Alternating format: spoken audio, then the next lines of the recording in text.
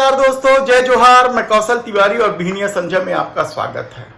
छत्तीसगढ़ में होने वाले विधानसभा चुनाव को लेकर जिस तरीके से भारतीय जनता पार्टी और कांग्रेस के बीच लड़ाई चल रही है, उसमें सबसे बड़ा सवाल तो यही है कि क्या भारतीय जनता पार्टी की सत्ता में वापसी हो पाएगी, क्योंकि जिस तरीके का दांव छत्तीसगढ़ के मुख्यमंत्री भूपेश बघेल ने खेला है, उसके सामने भारतीय जनता पार्टी चारों खाने चित नजर आ रही। यही नहीं, जो चुनावी सर्वे सामने आ रहे हैं उसमें भी भारतीय जनता पार्टी पिछड़ते नजर आ रही है। और लोगों का तो यहां तक दावा है कि 13 दूनी 26 कर ले तो बहुत बड़ी बात है, क्योंकि टिकट वितरण में भारतीय जनता पार्टी ने दावा तो बड़ी बड़ी किया था, लेकिन ढाक के 3 पात निकला कहा जाए तो गलत नहीं होगा, क्योंकि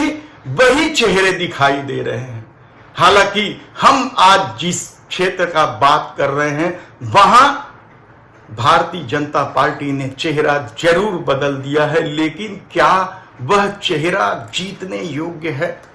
यह सवाल इसलिए महत्वपूर्ण है क्योंकि आज हम बात कर रहे हैं कांग्रेस के कद्दावर नेता, विधानसभा के अध्यक्ष चरणदास महंत से प्रभावित क्षेत्र, उनके जिले का, शक्ति जिले का। यहां 3 सीटें हैं, शक्ति, जैजैपुर और चंद्रपुर। यहां हम आज बात करेंगे जैजैपुर का। जैजैपुर कांग्रेस के लिए किस कदर से रेगिस्तान बना हुआ है, सूखा है, वह किसी से पिछले कई चुनावों से कांग्रेस यहां जीत के लिए तरसती रही है। और इससे पहले राम सुंदर दास ने जीत दर्ज की थी। दूधाधारी मठ, शिवरी नारायण मठ के महंत राम सुंदर दास ने ऐसा क्या कर दिया था कि उसके बाद कांग्रेस यहां चुनाव जीत ही नहीं पाई। 2 बार बहुजन समाज पार्टी ने यहां जीत दर्ज की है, तो 1 बार भारतीय जनता पार्टी ने यहां से जीत दर्ज की है। और कांग्रेस के लिए जैजैपुर सूखा। इस बार प्रत्याशी को लेकर कांग्रेस बेहद ही सावधानी बरत रही है, लेकिन चरणदास महंत का अपना खेल है, राम सुंदर दास का अपना खेल है। राम सुंदर दास के बारे में तो यह चर्चा है कि वे जहां से भी चुनाव लड़ते हैं सीटें खराब कर देते हैं। तो जैजैपुर की सीट को खराब करने का जो आरोप राम सुंदर दास पर लग रहा है, वह क्या सही है या चरणदास महंत के खेल में जैजैपुर सीट फंस चुका है? दरअसल शक्ति से लड़ते हैं चरणदास महंत और वे आसपास के आधा दर्जन सीटों पर अपने हिसाब से प्रत्याशी कांग्रेस के लिए देते हैं, दबाव डालते हैं कि इन्हें प्रत्याशी बनाया जाए ताकि वे आसानी से जीत सके। ऐसा आरोप कांग्रेस के भीतर से भी उठने लगा है। तो क्या इस बार भी जैजैपुर के लिए यही स्थिति बन रही है?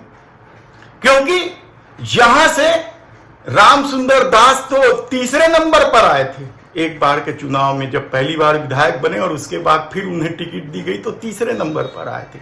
और वे यहां से भाग गए हैं या जनता ने उन्हें भगा दिया है, कहना कठिन है। लेकिन क्या इस बार कांग्रेस इस सीट को जीतेगी? 15 साल के सूखे को क्या इस बार हरियाली में बदल देगी कांग्रेस? कैसे बदलेगी? भारतीय जनता पार्टी ने भी यहां से अपना प्रत्याशी बदल दिया। पिछले चुनाव में जो प्रत्याशी था उससे इतर जाकर इस बार कृष्णकांत साहू को प्रत्याशी बनाया है। बसपा का गढ़ माना जाता है ये पूरा क्षेत्र। छत्तीसगढ़ में 3 फसल लेने वाला यह जांजगीर चांपा क्षेत्र बेहद ही महत्वपूर्ण है। यहां उद्योग भी मनमाने ढंग से लगाए गए कृषि जमीन पर। और कांग्रेस के लिए सूखे की सबसे बड़ी वजह हमने बताया कि किस तरीके से राम सुंदर दास का खेल हुआ और चरणदास महंत का खेल हुआ। तब बहुजन समाज पार्टी ने जब अपने विधायक को ही टिकट दे दी है, केशव चंद्रा, शानदार वोटों से जीते थे, और पिछले चुनाव में कांग्रेस की स्थिति इतनी कमजोर थी कि वह तीसरे नंबर पर खिसक गई थी। तब क्या इस बार कांग्रेस उस स्थिति को सुधारेगी और भूपेश बघेल क्या 75 पार के नारे को यहां से अमली जामा पहनाएंगे? यह महत्वपूर्ण सवाल है। तब कांग्रेस से किसको टिकट दिया जाए? कांग्रेस से कई दावेदार हैं, फेरिस्त है।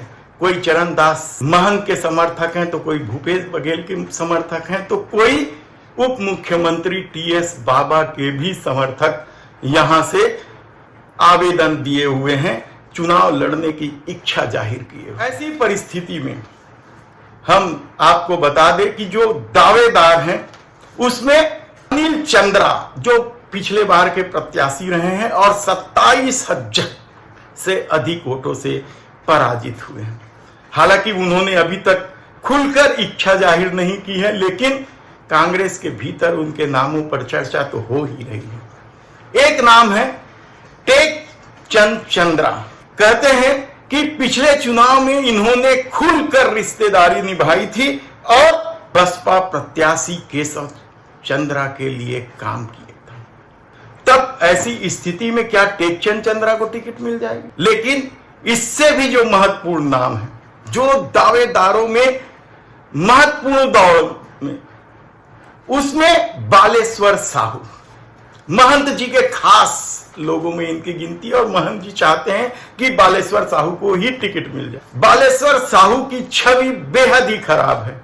यूथ कांग्रेस के अध्यक्ष हैं। यूथ कांग्रेस के अध्यक्षों का एक जमाना हुआ करता था, हालांकि उस दौर में अब यूथ कांग्रेस कहीं दिखाई नहीं देता है, लेकिन बालेश्वर साहू के बारे में कहा जाता है कि वह पुराने यूथ कांग्रेसियों की तर्ज पर काम करते हैं और उन पर मारपीट सहित कई तरह के आरोपों का एफआईआर दर्ज थाने में है, जमानत पर है, और खुलेआम पत्रकारों को धमकी देने का भी मामला सामने आता रहा है। और प्रेस क्लब ने तो बकायदा बालेश्वर साहू के खिलाफ न केवल कांग्रेस हाईकमान से शिकायत की थी, बल्कि थाने में भी शिकायत की थी, और पत्रकारों ने मीटिंग लेकर बालेश्वर साहू के खिलाफ कई तरह के आरोप लगाए थे। ऐसी परिस्थिति में जब बालेश्वर साहू के नाम पर चरणदास महंत क्या अड़ जाएंगे और कांग्रेस के लोग क्या सहमति बना देंगे?